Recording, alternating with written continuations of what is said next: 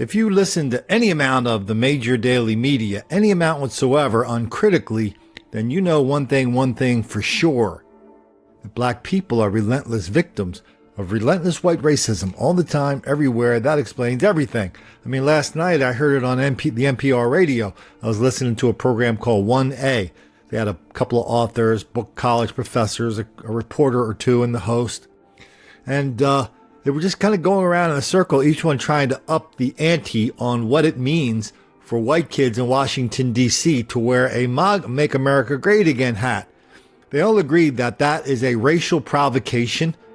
To wear it is to make a statement that you are a racist. And why could you blame anybody for getting triggered when they see that hat? That hat is a license to be attacked. That hat is a license to attack white people for black people. And if you didn't believe me there, listen to Joe Biden. He's been on a tear for the last couple of days, reminding people of all the white racism, the unconscious white racism everybody has, parentheses, except for him, parentheses, everybody has. Kristen Gillibrand said the same thing the other night, that, white people have to get on board with all this black struggle. And of course, Elizabeth Warren. This is a very long list. Very long list. And it just goes unchallenged, point for point for point. Nobody's challenging these guys. That's why they get to say all these ridiculous things. That's why we challenge them. That's why you have to share these videos and podcasts and books and articles and challenge them. They are unchallenged. It's the greatest lie of our generation. And while Joe Biden et al. Are spreading this great lie, greatest lie of our generation, here's what else is happening just the last couple days. There's an enormous amount of black on white murder going on. Yesterday on Twitter and on my Minds.com channel, I posted 4 black on white murders. I was thinking, okay, I know I'll have 1 or 2 more to do tomorrow. These are recent murders. Then, as soon as I started posting them, people from around the country started throwing me other murders from their neighborhoods. From Oregon, from Alabama, from Georgia, from here, from there, from every damn place in the country. I don't know how many we got here. We got like 8 more. Look at the dates on the articles. They're all recent. Try to find me a white on black murder. So this begs the question, even as we watch the parents tell their little kids fairy tales of black victimization, in the real life, white people are victims of black crime and violence by a ridiculously wide amount. So the question is, who's going to give the white children the talk? When are white parents going to give white children the talk? John Derbyshire got fired from National Review, reminding people of the facts of what happens when a white person and a black person have a violent encounter. It's not the white person attacking the black person. It's not the white person killing and robbing and raping the black person. It's the other damn way around. That's the talk. He got fired for that. And now National Review is the first to jump on, to pile on the white kids down in Washington, D.C. after CNN says the white kids in MAGA hats are triggering the helpless Indians and black people on the streets of D.C. And the National Review comes out and says what those white kids did was worse than spitting on a crucifix. Who's going to give the talk if not the National Review? They are, oh man, so many conservatives disgrace themselves with that example. And so that takes this fairy tale of black victimization to another level, doesn't it? If people believe that black people are victims of white racism, they might not be aware that the exact opposite is true, and they might find themselves in situations just like this. If nothing else, remember, this was a good child. A good kid D-Tup's watched grow up. Now she's comforting Chandler Erskine's family after he was shot and killed Sunday afternoon. He loved to hunt. He was and be with his friends, like a typical teenage boy. The 16-year-old was killed just north of Oak Grove at the intersection of Percy Morton Lane and Old Kilburn Road. This family will now miss out on his graduation and his marriage and his being able to have children. Tubbs says she can't imagine why someone would want Erskine dead. You never saw him without him having a smile on his face. She says he was an honor student with a huge heart. Walked into a room, lit the room up, never met a stranger. He loved everyone, everyone loved him. I can't even begin to comprehend the pain that this family is going through. Bloomington police tell us it's a drug deal gone bad here at Plato's Court in Knights Landing in Bloomington. 2 people shot. 1 died. The suspects had actually traveled to Bloomington from Fort Wayne with the intent to purchase marijuana from the victims. Sometime during that trek, however, the 2, Jamarius Turnage, age 25, and Cleotis Collins Jr., age 24, decided, according to police, that they would steal it. Kaylin Cruz and Jerome Middleton are both charged with murder and armed robbery. They're accused of killing 31-year-old Justin Paolo late Saturday night on Wilson Street in Taunton. According to the prosecutor, the 2 stabbed Wilson and stole from him that night before taking off. Investigators say a doorbell camera helped them identify the suspects. They also say Paolo, the victim, was taken to the hospital by family members before police got to the scene.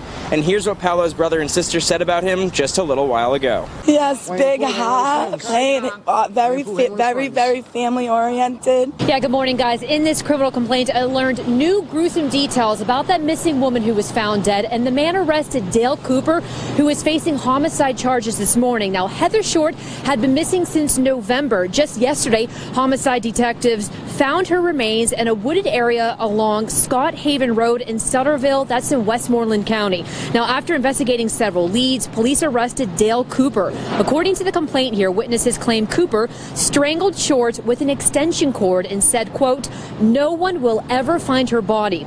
Thank you. Police have released a picture of the man they're looking for connected to a murder of a business owner in East Charlotte.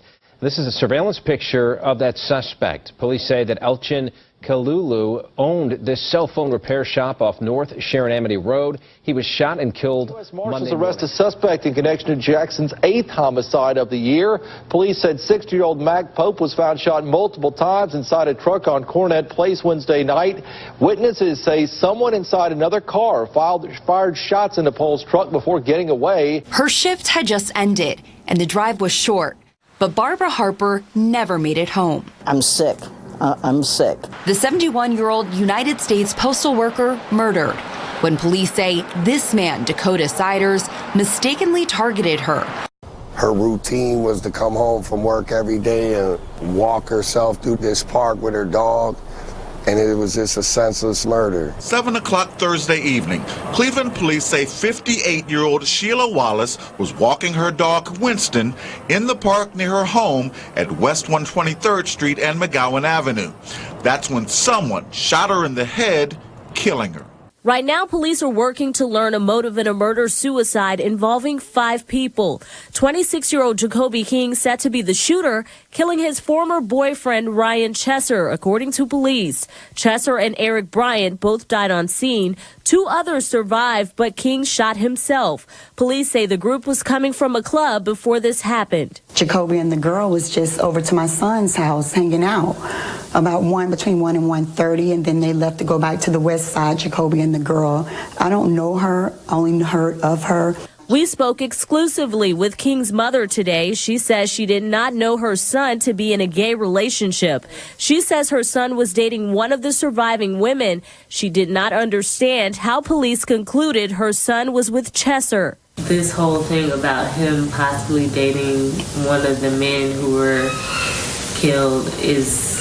No, that's not true at all. My son and I have a really great relationship. We're very open. I don't discriminate against anything.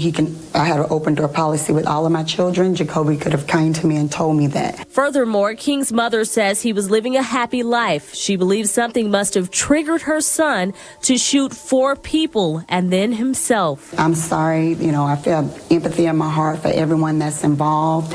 I want the facts to come in, and I want the record straightened about who he was actually dating in that home. I do not want his reputation to be tarnished by this incident. I love my child, and I have empathy for everyone that's involved. Some of these murders don't even merit a story on their local TV news.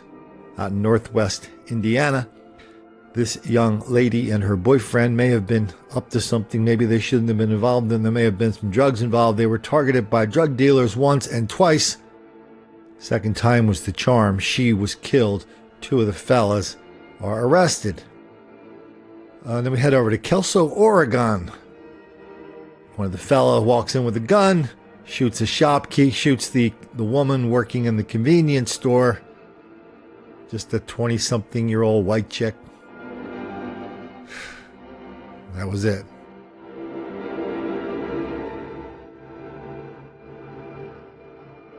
Down in Clayton County, Georgia, that's basically Atlanta. This fella walked up to a guy sitting in a car, put a gun in there, and killed him. The paper said they can't figure out why he did it.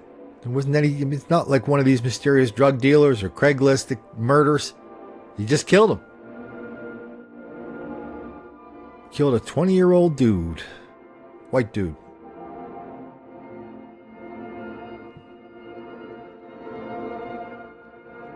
How about another double murder suicide? This fella killed his wife, who's an American Indian, and their child. He was not a monster, says his relatives. This is a long list. Could have added 5 more. I could have added yesterday's. That's another 10. There's an enormous amount of black and white murder going out there, and black and white violence. And nobody's acknowledging this as something that's a thing. Please, sir. I want some more. Not one person. Nobody will give pushback besides us here. I mean, I'm talking pushback. I'm not talking about dancing around the terms. I'm talking about looking in the camera straight in the eye and going, what's up with this black on white murder? Wildly out of proportion. And why are you hiding it? Why are you covering it up?